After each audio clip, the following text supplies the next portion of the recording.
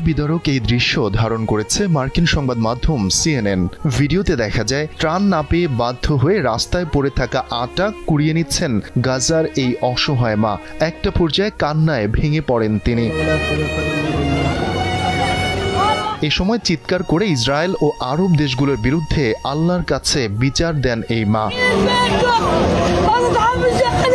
ভিডিওতে এই নারীকে বলতে শোনা যায়, মহান আল্লাহ আমাদের জন্য যথেষ্ট, সবকিছু সুন্দরভাবে সমাধান করার ক্ষমতা একমাত্র তার হাতে রয়েছে। ইসরায়েলের উদ্দেশ্যে ক্ষোভ ঝেড়ে তিনি বলেন, তোমরা আমাদের ক্ষুধার্ত রেখেছ। এরপর আরব দেশগুলোর বিরুদ্ধে বিচার দিয়ে তিনি বারবার বলতে থাকেন, আল্লাহ আরবদের বিচার করুক।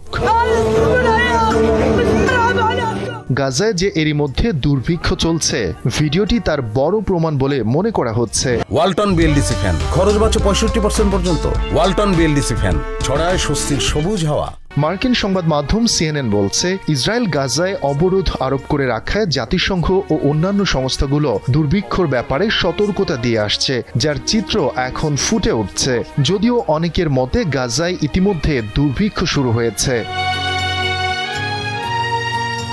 CNN আরও জানিয়েছে, গেল 31 মে গাজার খান ইউনিস থেকে ধারণ করা হয়েছে এমন হৃদয় বিদারক দৃশ্য, যা কাঁদিয়েছে বিশ্বের কোটি বিবেকবান মানুষকে। শফিকুল ইসলাম শান্ত, দীপ্ত সংবাদ।